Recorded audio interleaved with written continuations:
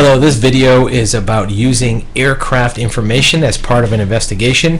This is Dave at AFX Search, licensed investigators. In a lot of investigations, especially in affluent or high net worth cases, there's a possibility of using information from aircraft or aircraft movement that can really help fill in the blanks and provide some insight and intelligence into what's going on with that case. Private aircraft information is a wealth of data. Every aircraft and airplane, first of all, has a lot of information about it as a commodity or an asset. There's also information about the movement of aircraft. For example, larger aircraft that are flying under instrument flight rules almost always file a flight plan. Those routes and travels are all documented.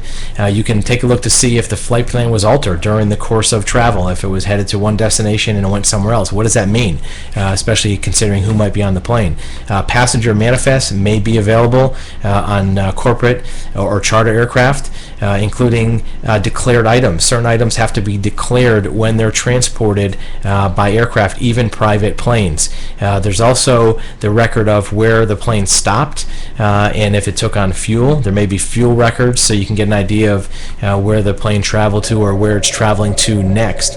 Communications from the aircraft may be recorded by private parties. Federal Aviation Administration does record air traffic control in most cases. That information might not be as easily available, but there's many private parties that record air traffic control, departure control, approach control, that save this information from the airwaves. They just record it over a scanner, and there may be data tapes of that, and that might give you an idea of what's going on with these planes.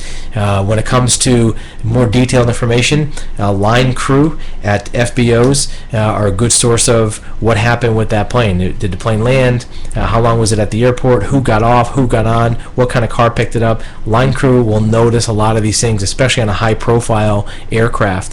Flight attendants and flight crew could be another source. They may have a little bit more a requirement of confidentiality by their employer, but when it comes down to it, if it's a subpoena or some type of testimony they have to give, they can't hold that back if they were on a plane and saw certain activities or certain people on the planes.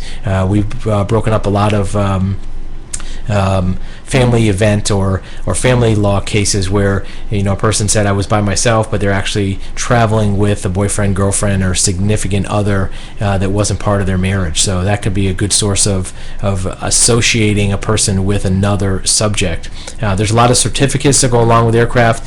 Some of it has to do with the repairs and maintenance. So when a plane lands on at a certain location and there's maintenance done, that maintenance might be an indication of the type of travel that aircraft has been involved with. If there's a lot of, let's say, sand damage to propeller blades, or there's fuel that's impregnated with different types of salt water, that might be something that could be part of an investigation.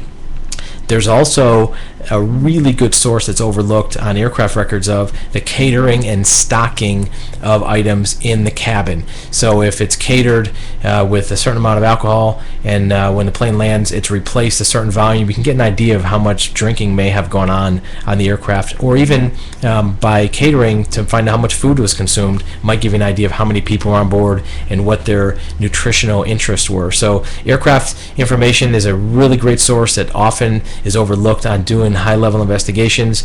Keep an eye on investigators to see if they can include that might assist getting you the intelligence you need for your case.